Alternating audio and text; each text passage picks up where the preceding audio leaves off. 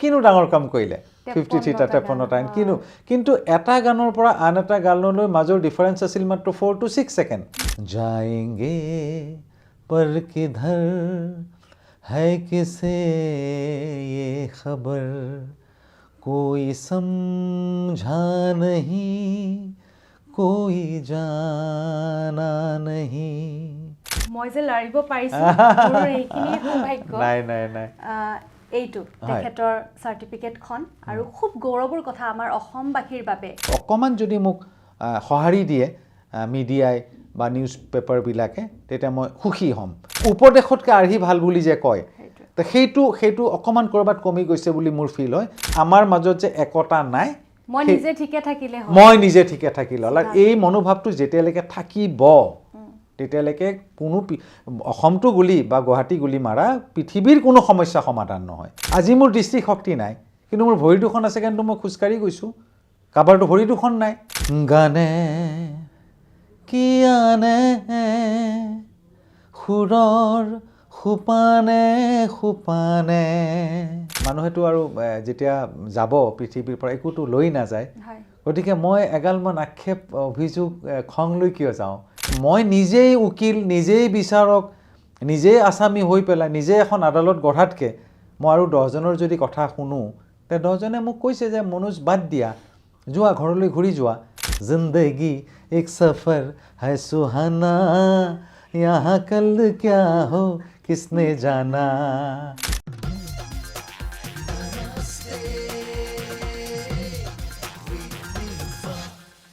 নমস্কাৰ নমস্তে উইথ নীলুফা চাই থকাৰ বাবে ধন্যবাদ নমস্তে উইথ নীলুফাৰ আজিৰ আলহী হৈছে আমাৰ সকলোৰে চিনাকি আমাৰ মৰম জনপ্ৰিয় শিল্পী মনোজ কাশ্যপ ডাঙৰীয়া আৰু তেখেতৰ সৈতে আজি আমি মনৰ কথাবোৰ পাতি যাম আৰু ইতিমধ্যে আপোনালোকে গম পাইছে তেওঁ অসমলৈ গৌৰৱ কঢ়িয়াই আনিছে তেখেতে ইণ্ডিয়া বুক অফ ৰেকৰ্ডছ আমাৰ অসমলৈ কঢ়িয়াই আনিছে গতিকে ইণ্ডিয়া বুক অফ ৰেকৰ্ডছৰ ওপৰত কথা পাতিম কিমান ঘাত প্ৰতিঘাত আহিলে কিমান চ্যালেঞ্জিং হল এই ইণ্ডিয়া বুক অফ ৰেকৰ্ডছ কৰাৰ সময়ত সেইখিনি কথা আজি আমি পাতিম গতিকে দাদা নমস্কাৰ থাকিল তোমালৈ আৰু তোমালোকৰ চেনেল এইটো পৰ্টেলৰ যোগেদি মই সমগ্ৰ অসমবাসীক আগন্তুক নৱবৰ্ষৰ শুভেচ্ছা জনাইছো হয় আৰু নমস্তে উইথ নীলুফা এই অনুষ্ঠানটিত আগতেও আপোনাৰ লগত বহিছো খুব মানুহে আকোৱালি লৈছে আপোনাৰ মনৰ কথাবোৰ বা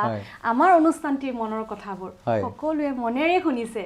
আৰু ভাল ভাল কমেন্ট আহিছে অনুষ্ঠানটি চাই আগৰ যেটো অনুষ্ঠান কৰিছিলো আমি এখানে তুমি মটাৰ লগে লগে মই দৌৰি আহিছো আৰু ভাল খবৰ যে আপুনি ইণ্ডিয়া বুক অফ ৰেকৰ্ডছ যেটো ৰেকৰ্ড কৰিলে 53টা গান গায় একেলেঠাৰি গায় গতিকে সেইখিনি কথা সেই যাত্ৰাটোৰ কথা কেনেকৈ মনলৈ আহিলে কেনেকৈ আৰম্ভ হ'ল অলপমান জানিব বিচাৰিম এই গোটেই প্ৰক্ৰিয়াটো প্ৰায় এবছৰ গ'ল 2025ৰ জানুৱাৰী মাহৰ পৰা আৰম্ভ কৰিছিলোঁ হয় আচলতে মোৰ ভাতৃসম এজন বন্ধু প্ৰসেনজিৎ চ্যাটাৰ্জী হি মোৰ লগত চিনাকি হোৱাৰ পিছত প্ৰায় সদায় কথা পতা হয় তেতিয়া হি ক'লে যে এনেকুৱা কিবা এটা কৰিব পৰা যায় নেকি আচলতে কথাটো মই আগৰ পৰা ভাবি থৈছিলোঁ কিন্তু তাক লগ পোৱাৰ পিছত হি যেতিয়া আৰু অকমান মোক উৎসাহ দিলে তেতিয়া এনেকৈ আমি হি ইণ্টাৰনেটত চোৱা আৰম্ভ কৰিলে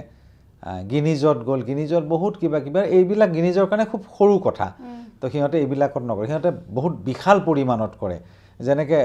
মই যদি উদাহৰণস্বৰূপে কওঁ আমাৰ ষ্টেডিয়ামত প্ৰায় 25,000 একেলগে বিহু যেটো নাচিছিলে এটা ৰেকৰ্ড হ'ল বা 10,000 এনেকৈ কোনোবাই হেৰি নাছিলে আমাৰ বাগানীয়া যেটো ঝুমুৰ তো তেওঁলোকে বিৰাট ডাঙৰ পৰিমাণত কৰে গতিকে এইটো তেওঁলোকৰ কাৰণে ইয়ে নহয় মানে সুইটেবল নহয় তাৰ পিছত এনেকৈ খুচৰি ইণ্ডিয়া বুক অফ ৰেকৰ্ডছটো পোৱা গ'ল ইণ্ডিয়া বুক অফ ৰেকৰ্ডছৰ লগত কৰেছপণ্ডেণ্ট কৰোঁতে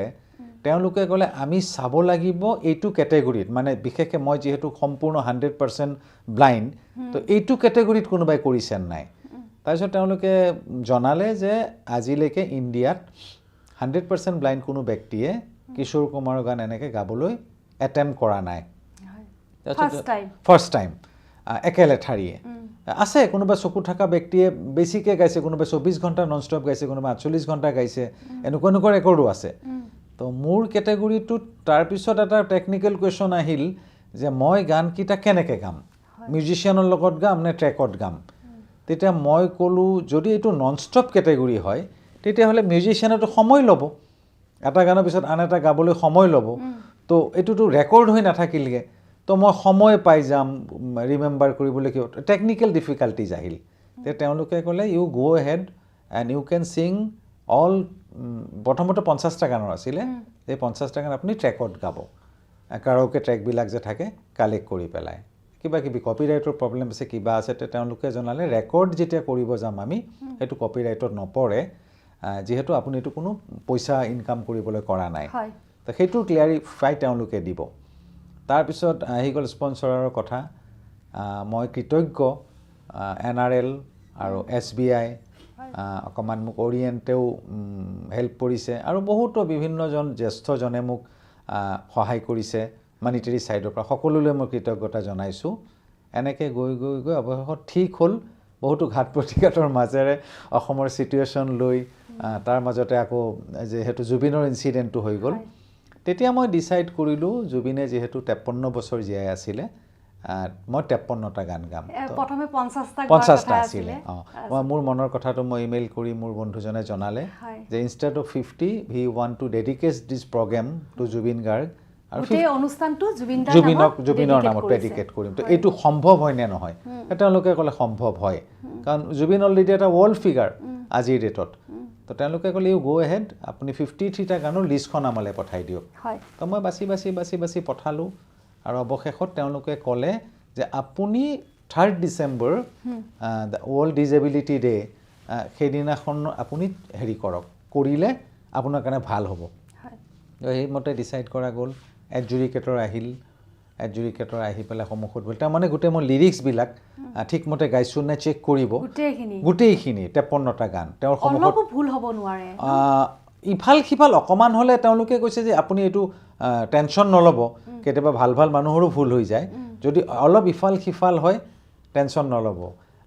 তো সেই এচুৰেঞ্চটো পাই মোৰ আৰু সাহস বাঢ়িলে। তাৰপিছত অৱশেষত সেই দিনটোত বহুত ভয়ে ভয়ে, আগৰাতি মোৰ টোপনি নাই, ভইচটো ঠিকে ৰাখিবলৈ আচলতে শুব লাগে, কিন্তু তথাপিও ভগৱানৰ কৃপাত সকলোৰে আশীৰ্বাদত কৰিলোঁগৈ। আৰু যেতিয়া 45টা ক্ৰছ কৰিছোঁ তেতিয়া মনলৈ এটা এক্সট্ৰা উৎসাহ আহিল যে চামহাও আই কেন ডু ইট। আৰু 53টা গান শেষ কৰাৰ পিছত ক'ব নোৱাৰাকৈ মুখত হাঁহি বিৰিঙিছে যেন অসাধ্য এটা সাধন কৰিলোঁ। কিন্তু 53টা গান গাওঁ, বহুতে হয়তো নাম্বাৰটো শুনি পেলাই ভাবিব এই কিনো ডাঙৰ কাম কৰিলে, 53টা 53টা কিনো, কিন্তু এটা গানৰ পৰা আন এটা গানলৈ মাজৰ ডিফাৰেঞ্চ আছিল মাত্ৰ 4 to 6 ছেকেণ্ড। এটা গান শেষ হ'ল মানে 1 2 3 4 5 6 লগে লগে 6 ছেকেণ্ড, 6 ছেকেণ্ডৰ ভিতৰত গাব লাগে। তো কোনোবাটো গান 4 ছেকেণ্ডতে ষ্টাৰ্ট কৰি দিছে, কোনোবাটো 5 ছেকেণ্ডতে ষ্টাৰ্ট কৰি দিছে। চ' ইমিডিয়েট ছুইচ অফ। তো মই কেনেকৈ ইমান গান মনত ৰাখিম? তেতিয়া মই নিজে নিজে এটা কিটিপটো ল'লোঁ যে মই প্ৰথমতে A এলফাবেটৰ গানবিলাক গাম, তাৰপিছত B, তাৰপিছত C। তো মোৰ ব্ৰেইনত যেনেকৈ ট্ৰেইনখন আগুৱাই গৈ থাকিব, ষ্টেচনবিলাক পিছফালে থৈ, তো মই ৰিয়েলাইজ কৰিম যে মই A গোটেইখিনি কমপ্লিট কৰিলোঁ, B কৰিলোঁ, C কৰিলোঁ। এনেকৈ গৈ গৈ গৈ গৈ যেতিয়া মানে Y পালোঁগৈ, মোৰ মাজে মাজে মোৰো নিজৰো সপোন, মনত ৰখাটো এটা মানে ডাঙৰ চেলেঞ্জ। আচলতে সৰুৰে পৰা যে গালোঁ কিশোৰদাৰ গান, তো সেই ইমান বছৰৰ গোৱাৰ যিটো ফল, যে চামহাও মানুহবিলাকে যে মোক সোধে যে তুমি কেনেকৈ গান মনত ৰাখা, তো itself I think it is a মানে exam to all those people, যে তেওঁলোকক চাগে মই এটা ধুনীয়া মোহনীয়া উত্তৰ এটা দিবলৈ সক্ষম হ'লোঁ যে আই কেন ছিং। তো এইবাৰ যিটো মই ক'লোঁ যে মই এইবাৰ নেক্সট টাৰ্গেট 53টা অসমীয়া গান গাম, একদম ডক্টৰ ভূপেন হাজৰিকাৰ পৰা আৰম্ভ কৰি যিমানবিলাকৰ গান মই মঞ্চত গাওঁ, তাৰে ভিতৰত জুবিনৰ থাকিব, ভূপেনদাৰ থাকিব, জয়ন্তদাৰ থাকিব, সকলোৰে মিলাই মই 53টা গান আকৌ চেষ্টা কৰিম, যদি মষ্ট প্ৰবেবলি হেল্থে আৰু বাকীবিলাকৰ পাৰ্মিশ্যন দিয়ে মাৰ্চত মই কৰিব চেষ্টা কৰিম। আই ডোণ্ট ন', দিলেও হ'ব পাৰে অকণমান হয়তো, কিন্তু মেণ্টেলি মই প্ৰিপেয়াৰ্ড টু এগেইন গ' ফৰ এ বিগ এক্সাম 53টা গানৰ মাজত যেহেতু আপুনি 4 ছেকেণ্ড 6 ছেকেণ্ড ক'লে তাৰ মাজতো আপুনি 53টা গান গাই থকাৰ মাজত আপুনি পানীও খাব পৰা নাই নাই একো খোৱা নাই কিয়নো মই খাব পাৰোঁ খাব পাৰোঁ মোক সিহঁতে কৈছে আপুনি এটা গান যেতিয়া গাই থাকিব গানৰ মাজৰ মিউজিকটো যেতিয়া আহিব তো মই জানো সাপোজ এটা মিউজিক অলপ লম্বা আছে সাপোজ 6 ছেকেণ্ড বা 7 ছেকেণ্ড মিউজিকটো আছে তো সেইখিনি টাইমৰ ভিতৰত মই পানীটো খাব পাৰোঁ কিন্তু খাই দিলে আকৌ যদি কনচেনট্ৰেশ্যন ব্ৰেক হৈ যায় তো সেইকাৰণে মই নাখালোঁ একো একেবাৰে নোখোৱাকৈ পূৰা কাৰণ ইন ফ্ৰণ্ট অফ কেমেৰা কৰি আছোঁ আৰু মোৰ সৌভাগ্য তোমালোকৰ এইটো চেনেলেও লৈছিলে মোৰ গোটেই প্ৰগ্ৰেমটো একদম আদিৰ পৰা অন্তলৈ তো ND24 মোৰ অফিচিয়েল পাৰ্টনাৰ আছিলে তাৰপিছত তাতে NK আহিছিলে DY আহিছিলে তো সকলোৰে সন্মুখত আৰু ৰেড FM আছিলে ৰেড FM মোৰ পাৰ্টনাৰ আছিলে ৰেডিঅ' পাৰ্টনাৰ আৰু মোৰ দৈনিক অসম আছিলে নিউজ পাৰ্টনাৰ তো সকলোৰে সহযোগত আৰু মোৰ সন্মুখত বহুত ডাঙৰ ডাঙৰ মানুহ বহি আছে দাৰাকুল্লা ছাৰ তেওঁ এক্স জাজ জিলা সত্ৰ ন্যায়াধীশৰো তেওঁ জাজ আছিলে সন্দীপ চমৰীয়া আছিলে এডভোকেট অজিত বৰঠাকুৰ ছাৰ আছিলে নীলিম কুমাৰ কবি আছিলে আৰু এজন মিষ্টাৰ নৱ এনেকৈ যথেষ্টখিনি ইভিন মোৰ গান শুনিবলৈ অসমৰ সকলোৰে পৰিচিত ডক্টৰ মৌচুমী চহৰীয়া ভূপেন্দ্ৰৰ গান গায় আৰু প্ৰগ্ৰেমটো মাজতে বাহাৰুল ইছলাম আহিছে বাহাৰুলৰ মই বৌ বুলি মাতো ভাগীৰথী মেডাম ভালে মানুহৰ মাজত মই প্ৰগ্ৰেমটো কৰিলোগে আৰু ভাল এটা অনুষ্ঠান আৰু এই মেডেলটো এটাও পিন্ধি আছো ইণ্ডিয়া বুক অফ ৰেকৰ্ডৰ খুব বেছি ভাল লাগিছে আৰু এইখিনিতে 53টা গানৰ ভিতৰত আপোনাৰ আটাইতকৈ ভাল লগা গীতটি অলপমান গুণগুণাই দিয়ে যদি কথাৰ মাজে মাজে অলপমান আমি সেই সুযোগটো আমি মানে এৰি নিদিওঁ সেইটো আচলতে জেডতেই পৰে A to Z জেডত যদি পৰে নাজানো কেনেকৈ চাম হয় এলফাবেটিকেলি মিলি গ'ল সফৰ চিনেমাখনৰ এটা গান কিশোৰ দাৰ কণ্ঠত ৰাজেশ খান্নাৰ হেৰিত লিপছত जिंदगी को बहुत प्यार हमने दिया मौत से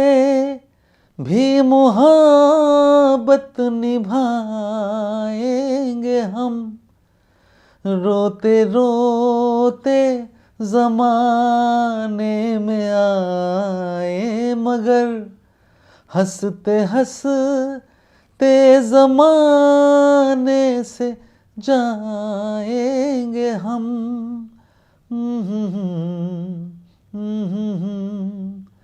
जाएंगे पर किधर है किसे ये खबर कोई समझा नहीं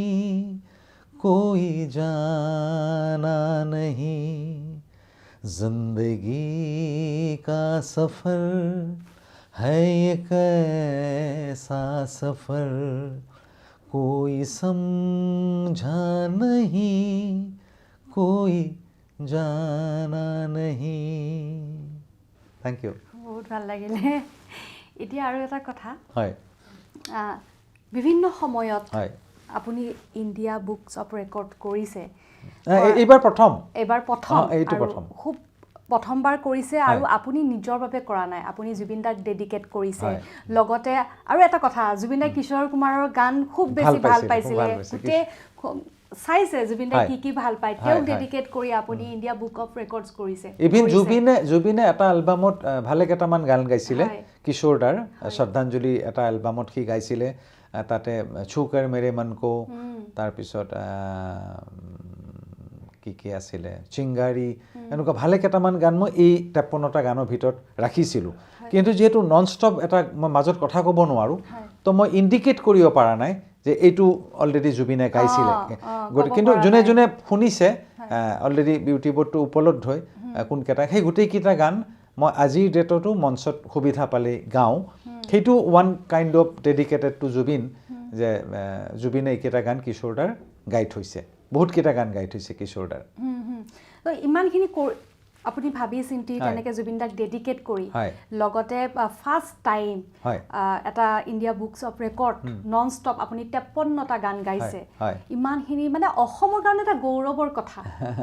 আৰু সেইকাৰণে মই গোটেই এইটো মই যিটো মেডেলটো আজি পিন্ধি আছোঁ বা যিটো মোক চাৰ্টিফিকেট দিলে বা মোৰ নাম মই চাৰ্টিফিকেটখন দেখাই দিব হয়, বিচাৰিছো হয়, হয়, মোৰ হয়। ওচৰতে আছে চাৰ্টিফিকেটখন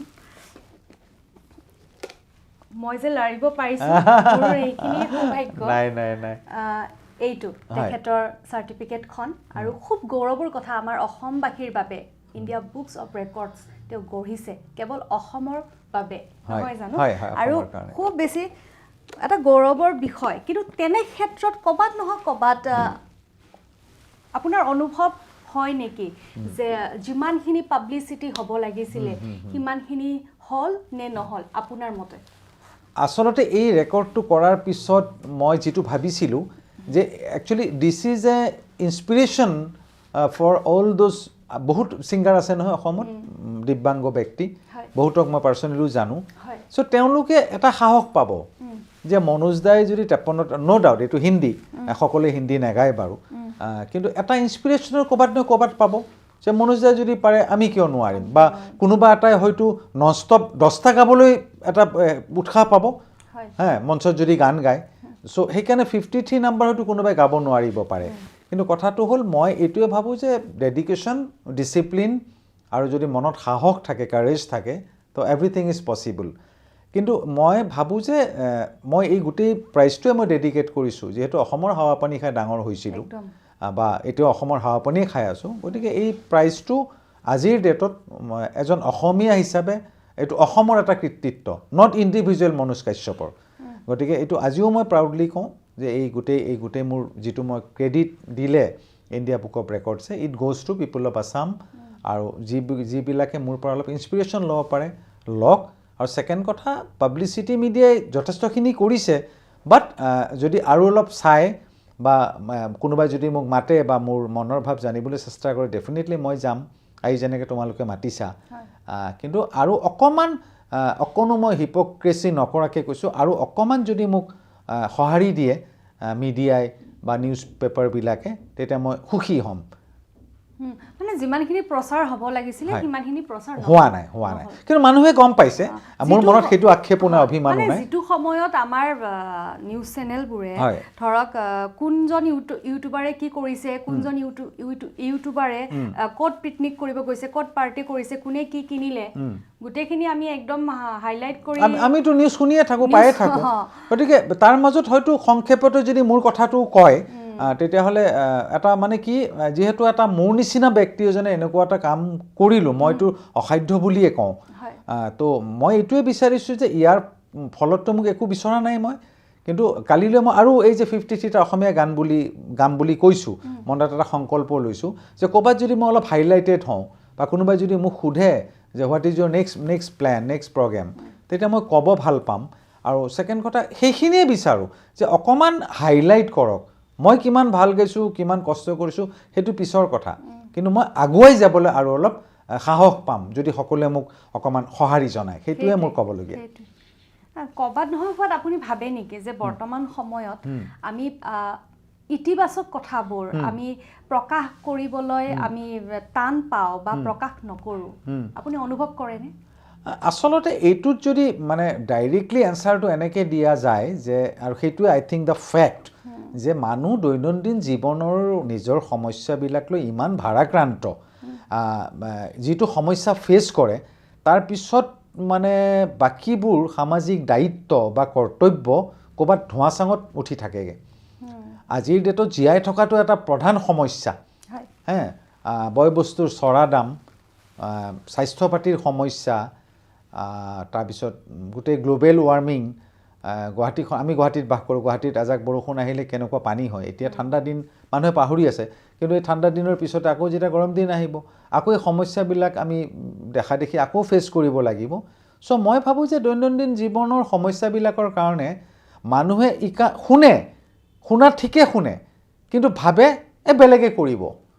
যে তেওঁ যে এটা ইনিচিয়েটিভ ল'ব লাগে যে তেওঁৰো যে সমাজখনৰ এক্স্যাক্টলি উপদেশতকে আৰ্হি ভাল বুলি যে কয় তো সেইটো অকমান কৰবাত কমি গৈছে বুলি মোৰ ফিল হয় সবে ভাবে ইমান মানুহ আছে গুৱাহাটীত ইমান মানুহ আছে গুৱাহাটীৰ সমস্যা বেলেগে ভাবিব মেয়ৰে ভাবিব কাউন্সিলৰে ভাবিব মিনিষ্টাৰে ভাবিব মন্ত্ৰীয়ে ভাবিব কিন্তু আপোনাৰ ঘৰৰ সন্মুখৰ বাটপথ বা আলিটোত যে কৰবাত পানী জমা হৈছে বা তাৰ কাৰণ এটা আপুনিও নেকি আপোনাৰ ঘৰৰ পৰা নৰ্দমাটোৰ পৰা পানী ওলাই গৈ তাত জমা হৈছে নেকি সেইখিনি নাচায় আৰু মানুহৰ এটা টেণ্ডেঞ্চি এটা দেখা পাইছোঁ আৰু এইটো ফেক্ট যে চিধাই সমস্যাটোৰ দায়টো বা দুখটো চৰকাৰৰ গাত পেলাই দিয়ে এতিয়া প্ৰত্যেকটো কথাত চৰকাৰে আহি পেলাই চৰকাৰৰ প্লেন আছে আঁচনি আছে কাম কৰিব পাৰে কিন্তু ৰাইজৰ যে প্ৰথম সহযোগিতাটো লাগে আৰু সকলোতকৈ ডাঙৰ কথা ৰূপনগৰত কিবা এটা সমস্যা হৈছে তাৰ কাৰণে বামুণী মৈদামৰ মানুহে কিয় ভাবিব জয়ানগৰত কিবা এটা সমস্যা হৈছে ফেঞ্চি বজাৰৰ মানুহে কিয় ভাবিব তুমি চাবাচোন কথাটো হয়নে নহয় আমাৰ এৰিয়াত পানী নুঠেতো আমি ছেফটো অ'কে নবীন নগৰত পানী হৈছে আমাৰ কি যায় সেই বস্তুটোৱে আমাৰ মাজত যে একতা নাই মই নিজে ঠিকে থাকিলে হ'ল আৰু এই মনোভাৱটো যেতিয়ালৈকে থাকিব তেতিয়ালৈকে কোনো অসমটো গুলি বা গুৱাহাটী গুলি মাৰা পৃথিৱীৰ কোনো সমস্যা সমাধান নহয় ক'ৰবাত কোনোবা এখন দেশত যুদ্ধ বিগ্ৰহ লাগি আছে আমাৰ কি যায় কিন্তু আমিওতো সেই যুদ্ধখন উপশম কৰাত খাম কটাত সহায় কৰিব পাৰোঁ গুৱাহাটীৰ কোনোবা এটা অঞ্চলত প্ৰব্লেম হৈছে সেই অঞ্চলটোৰ প্ৰতি যদি সমবেদনা নাথাকে বা কিয় প্ৰব্লেমটো হৈছে আমি যদি গুৱাহাটীখনেতো আমাৰ শৰীৰটোত চকুটো যেনেকৈ নাকটো যেনেকৈ জিভাখন যেনেকৈ গোটেই এইখিনি মিলিহে আমাৰ শৰীৰটো তো ইজনে সিজনৰ লগত যদি সামঞ্জস্য নাথাকে মানুহজন কেনেকৈ চলিব এতিয়া সকলোৱে আমাৰ শৰীৰৰ সকলোতকৈ মেইন অংগটো কি বুলি ক'লেতো আমি পাজলত পৰি যাম আজি মোৰ দৃষ্টিশক্তি নাই কিন্তু মোৰ ভৰি দুখন আছে কিন্তু মই খোজকাঢ়ি গৈছোঁ কাৰোবাৰতো ভৰি দুখন নাই তেওঁৰ দৃষ্টিশক্তি আছে তেওঁতো খোজকাঢ়িবও নোৱাৰে গতিকে গোটেই অংগ প্ৰত্যংগবিলাক যদি ঠিকে থাকে তেতিয়া সেইটো এটা সুস্থ শৰীৰ বুলি ক'ম গোটেই গুৱাহাটীখন গোটেই অসমখনৰ যদি সমস্যাবিলাক সমাধান হয় তেতিয়াহ'লে আমি এখন মানে ভাল ৰাজ্য বুলি যিটো আমাৰ মুখ্যমন্ত্ৰীয়ে ঘোষণা কৰিছে যে অসমখনক 5খন ৰাজ্যৰ ভিতৰত এখন শ্ৰেষ্ঠ হৈ চাব বিচাৰে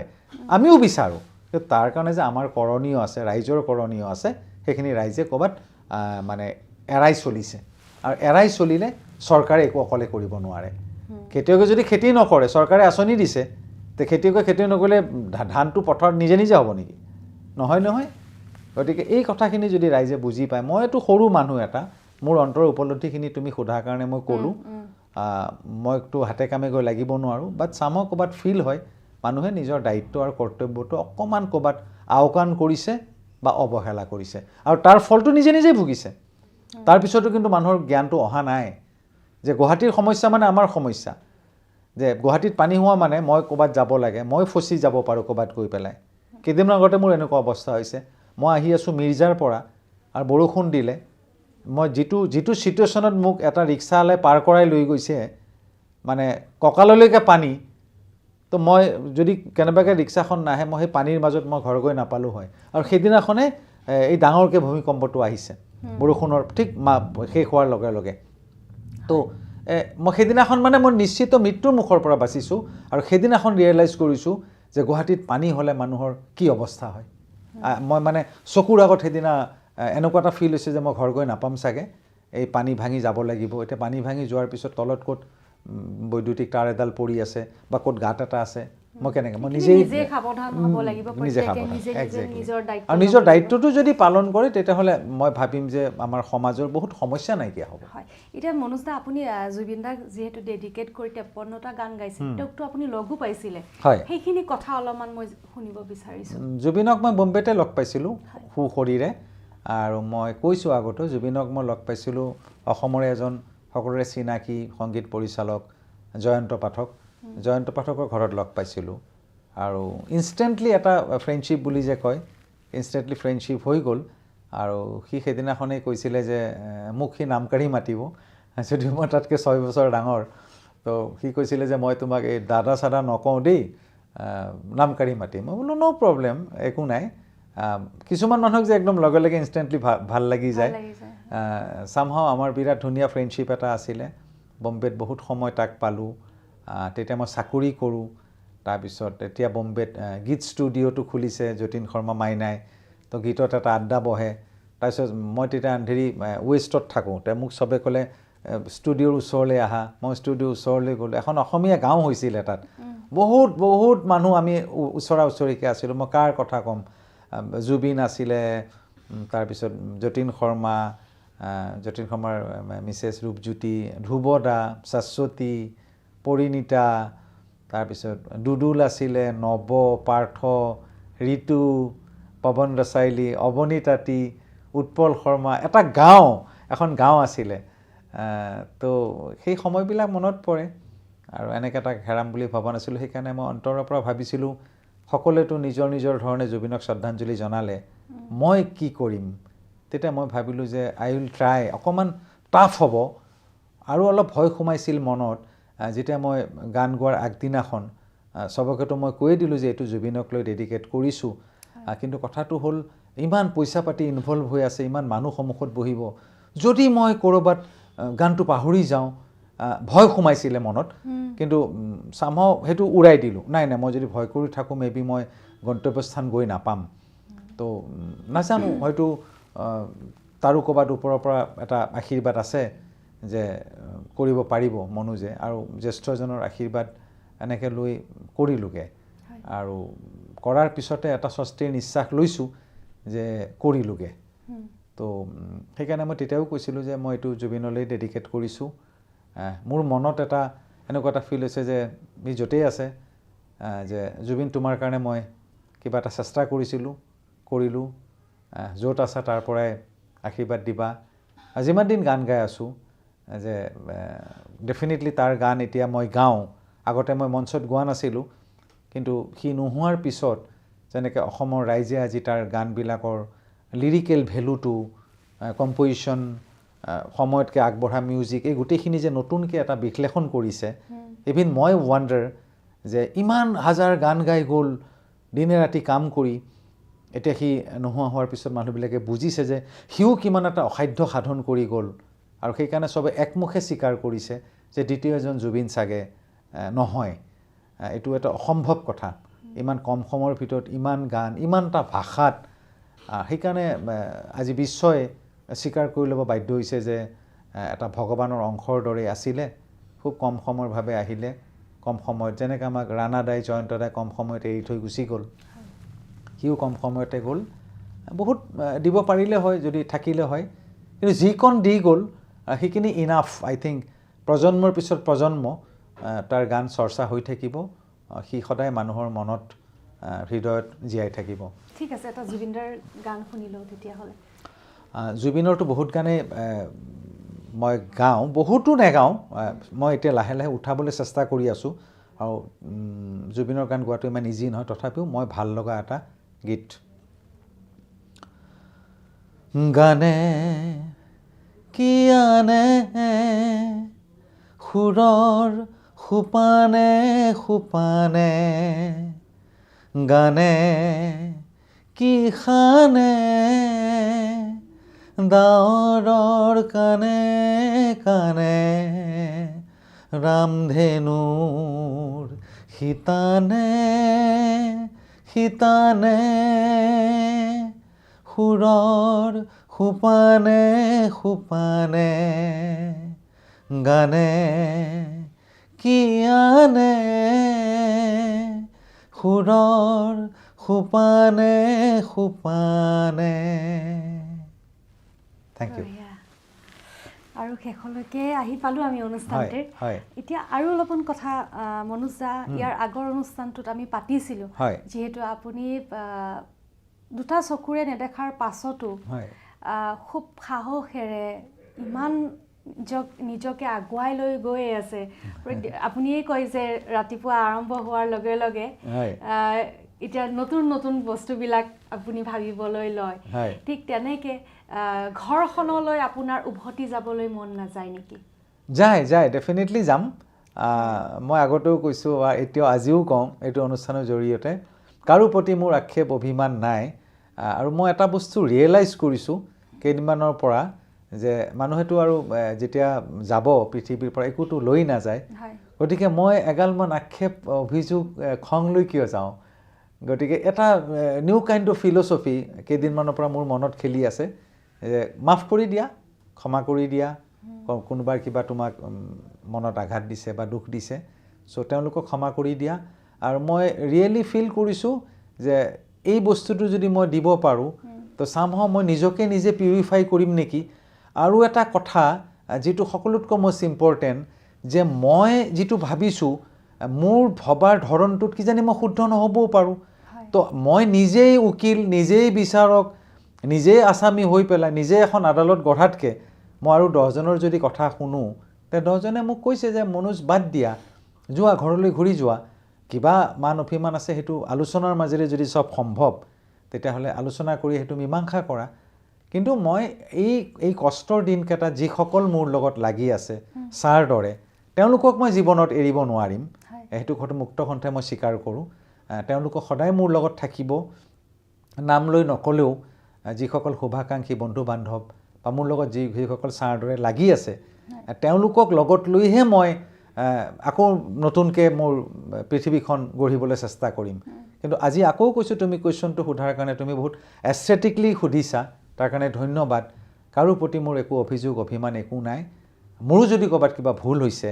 তো মই মুক্ত কণ্ঠে ক'ব পাৰোঁ যে মানুহে নিজৰ ভুল স্বীকাৰ কৰি লোৱাটো এটা ভাল কথা, এডামেঞ্চি হৈ থাকিব নালাগে। গতিকে মোৰ কাৰো প্ৰতি কোনো হেৰি নাই, ময়ো যদি ক'ৰবাত কিবা ভুল কৰিছোঁ মোকো ক্ষমা কৰি দিব লাগে। তাৰ মিনিং এইটো নহয় যে মই ক'ৰবাত ব' ডাউন কৰিছোঁ, মই কাৰোবাৰ ওচৰত হাৰ স্বীকাৰ কৰিছোঁ। ক'ৰবাত হয়তো ময়ো ভুল কৰিছোঁ, ক'ৰবাত হয়তো মই খুব ইম্পালচিভ কিবা ডিচিশ্যন লৈছোঁ, তো সেইবিলাক কথা মই ভাবি চাইছোঁ। গতিকে আপুনি ঘৰলৈ উভতি যাবলৈ মই বিচাৰোঁ। আপুনি যে ইমান ডাঙৰ এটা ৰেকৰ্ড কৰিলে ইণ্ডিয়া বুকছ অফ ৰেকৰ্ড, ঘৰৰ চবেই গম পাইছে, ফোন অহা নাই কিন্তু চবেই গম পায় আৰু মোক ওচৰ চুবুৰীয়াও জনাইছে, এভৰিবডি নোজ। ক'ৰবাত নহয় ক'ৰবাত এতিয়াও হয়তো সূক্ষ্ম সীমাৰেখা এডাল আছে মান অভিমানৰ। কিন্তু আজিৰ ডেটত মই এইটো মই সুখী যে বহুতো অচিনাকি মানুহে মোক ফোন কৰি শুভেচ্ছা দিছে, আগুৱাই যাবলৈ কৈছে। আৰু মই আগতেও কৈছোঁ, যিসকলে ব্যস্ততাৰ কাৰণে হয়তো যে মই ভাবিছোঁ কোনোবা এটা XYZ বন্ধু বান্ধৱী কোনোবা মোক ফোন কৰা নাই, কিন্তু মোৰ যদিও অকণমান ক'ৰবাত অভিযোগ আছিলে এতিয়া নাই। তেওঁলোকে গম পাইছে মই এটাই বস্তুৱে বিচাৰিম তেওঁলোকৰ পৰা যে প্লিজ গিভ মি, মানে মোক উৎসাহ দিবা, মোক আগুৱাই যাবলৈ সাহস দিয়া। যিমান দিনলৈ মই আছোঁ গান গাই যাব বিচাৰোঁ ভালকৈ। আৰু এই তোমালোকৰ চেনেলটোৱে মই আগতেও কৈছোঁ, বা তুমি যিখিনি সমাজৰ কাম কৰি আছা, মই তোমাক কৈছিলোঁ মই সদায় আছোঁ তোমালোকৰ লগত, আগলৈ থাকিম। মোক মাতিবা, ইণ্টাৰভিউ দিয়াটো ডাঙৰ কথা নহয়, বা যিখিনি সমাজৰ কাম তোমালোকে কৰি আছা তাত মই সদায় আছোঁ। আৰু যিকেইটা সামাজিক অনুষ্ঠানৰ লগত মই জড়িত, আজি মই উৎপলৰ ওচৰত কৃতজ্ঞ যে মোক উৎপলে কিমান দিন ৰাখিছে। ষ্টিল সি কৈছে মনোজ দা কোনো প্ৰব্লেম, আপুনি যিমান দিন থাকিব বিচাৰে থাকক। মই দীপশিখা ফাউণ্ডেশ্যনৰ লগত জড়িত, দেৱাশীষ শৰ্মা যেনেকৈ সেইটোৰ কাৰণে অহোপুৰুষাৰ্থ কৰে, মই এইখিনিতে নাম ল'ম। আমাৰ আৰু কেইটামান এনেকুৱা আশ্ৰম আছে যিসকলে বৃদ্ধৰ কাৰণে কাম কৰি আছে। কাৰোবাৰ হয়তো ডিফ এণ্ড ডাম যিটো কাৰালাম্বানা আছিলে তেওঁলোকে কাম কৰি আছে, শিশু সাৰথীয়ে কাম কৰি আছে। এই সামাজিক অনুষ্ঠানবিলাকৰ লগত মই জড়িত হ'বলৈ পালে ভাল পাম আৰু জড়িত হৈ আছোঁ। মোৰ শক্তিৰে যিখিনি পাৰোঁ তেওঁলোকৰ লগত সদায় মই থাকিবলৈ চেষ্টা কৰিম, আৰু তোমালোকৰ লগততো সদায় আছোঁ। আৰু শেষত এটা গান শুনি লওক, আপোনাৰ সেই 53টা গানৰ ভিতৰৰ ভাল লগা গান। 53টা গানৰ ভিতৰত যদি ভাল লগা গান এটা খুব ৰোমেণ্টিক গান, জীৱনক লৈ আশাবাদী গান। জীৱন সে ভৰি তেৰি আঁখেं मजबूर करे जीने के लिए सागर भी तरसते रहते हैं तेरे रूप का रस पीने के लिए जीवन से भरी तेरी आँखें। আৰু জীৱনৰ লগত সংগতি ৰাখিয়ে যদি ইটো গানৰ কথা কওঁ, मौत आनी है आएगी एक दिन जान जानी है जाएगी एक दिन ऐसी बातों से क्या घबराना यहाँ कल क्या हो किसने जाना जिंदगी एक सफ़र है सुहाना